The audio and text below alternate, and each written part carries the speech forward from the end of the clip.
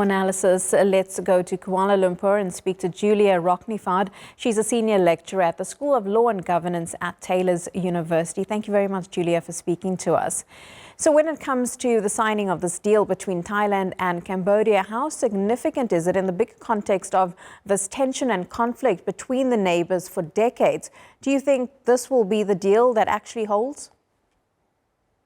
The deal is indeed significant, and that's the signing of the deal in this ASEAN summit, which Malaysia presides over as a chairman, is significant first and foremost for ASEAN itself, because it demonstrates the ability of ASEAN to resolve disputes within itself while still practicing its principle of non-interference, which it strictly abides by.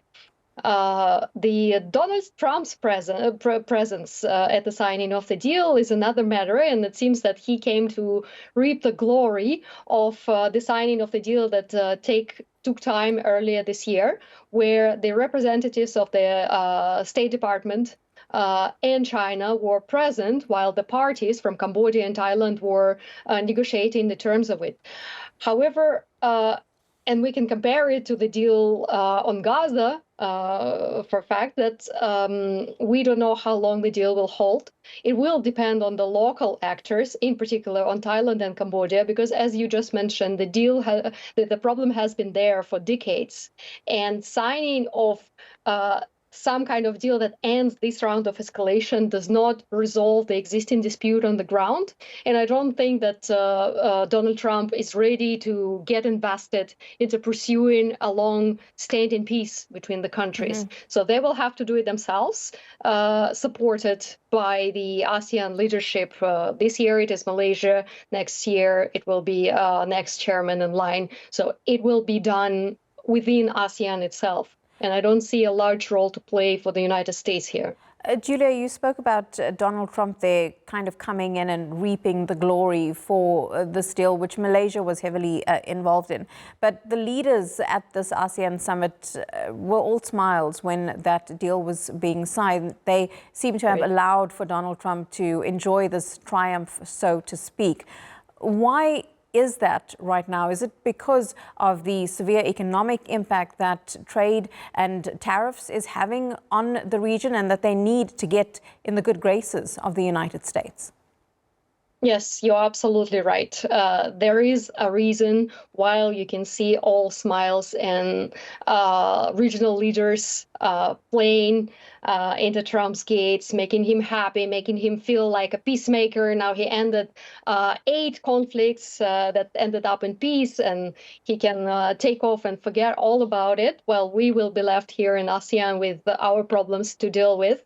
The ASEAN leaders, including the Malaysia as a chairman, and you can see how Anwar Ibrahim, the Prime Minister of Malaysia, went to personally, he actually fled, they say, not even rode a car to the airport from the summit to pick up Donald Trump at the airport to do this little dance together with the performers, because nations here are preoccupied about the tariffs imposed by the United States.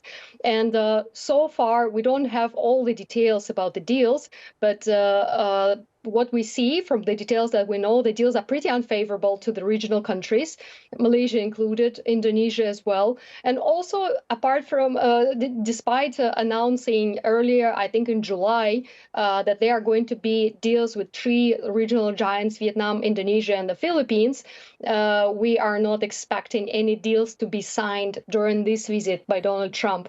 We've seen the statement released by the White House on Malaysia, the United States bilateral trade, and it's presented as advantages to both parties, advancing their bilateral trade ties. However, if you look closer, the conditions that are being imposed in Malaysia and on other countries as well, they're pretty humiliating, including that I won't go into details, but they impose this requirement for the regional countries to start buying goods from the United States, which they use to export to the United States themselves.